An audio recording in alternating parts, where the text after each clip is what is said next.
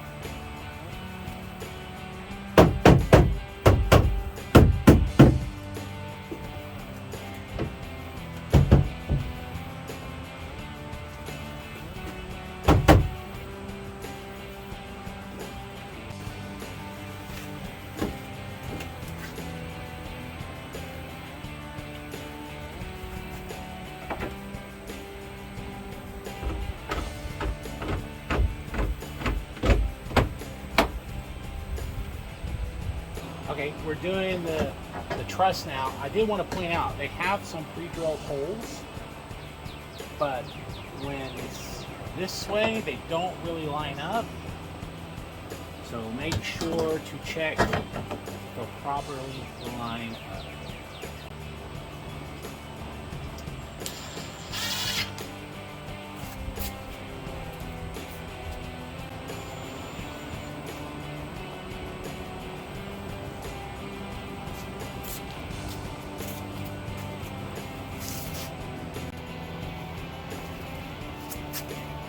This is your entryway support beam.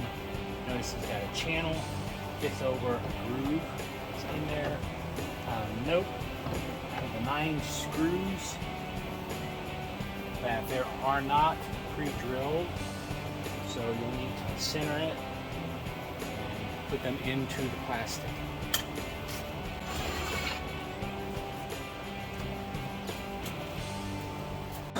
All right, next step, we're going to install these braces. We got 7 of these around the side. Then on the front, we're going to put these little door stops for when the doors are closed, they have something to hit up against. Okay.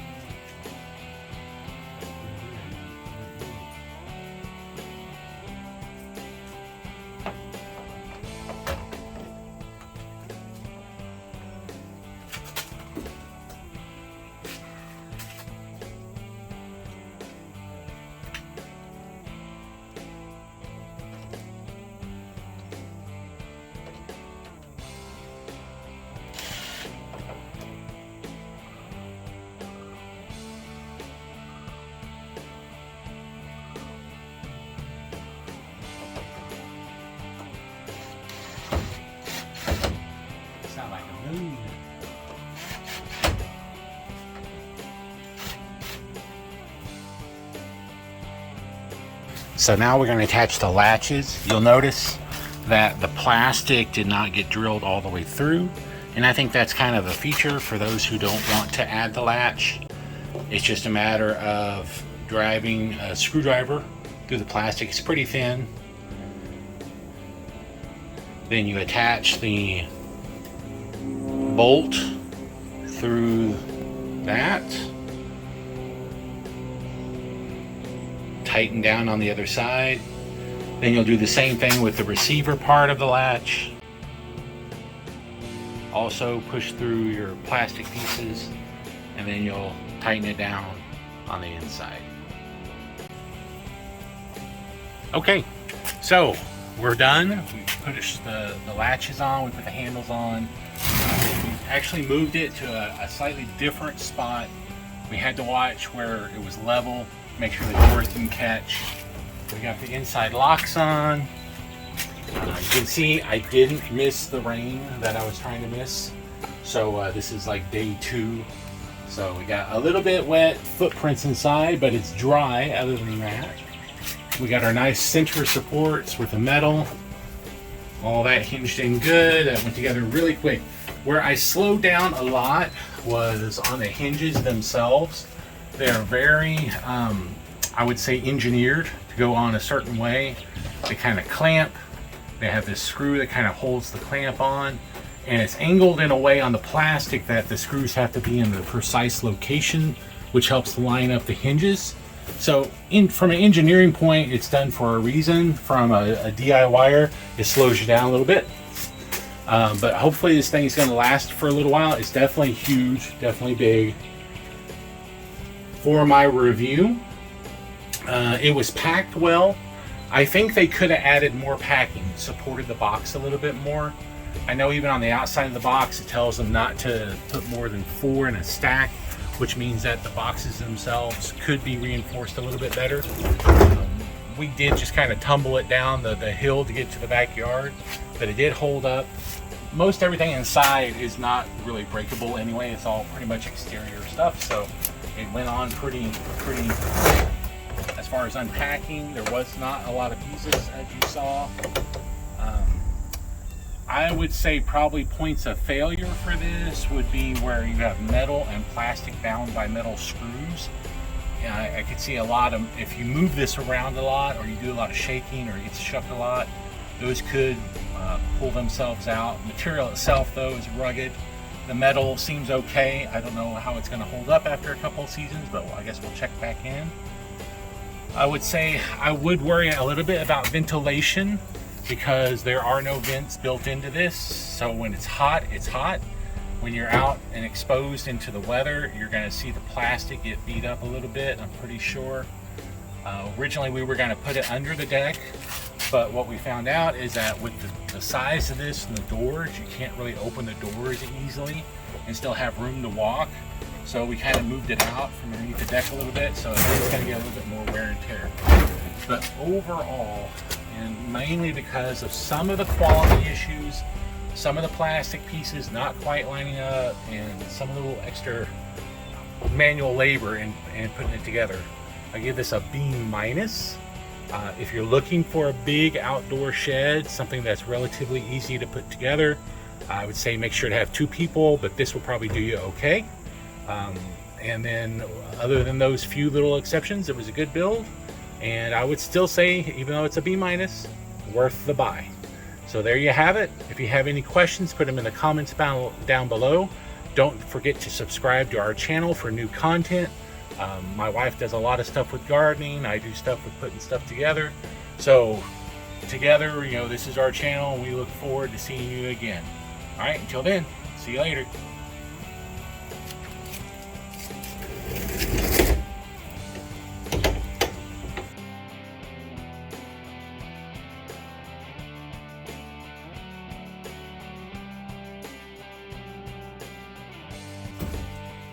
This is really low.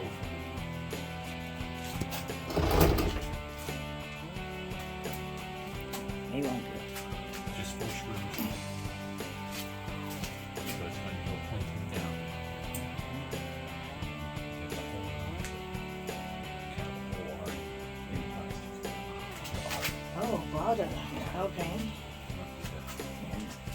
Let's see. No, I can't see.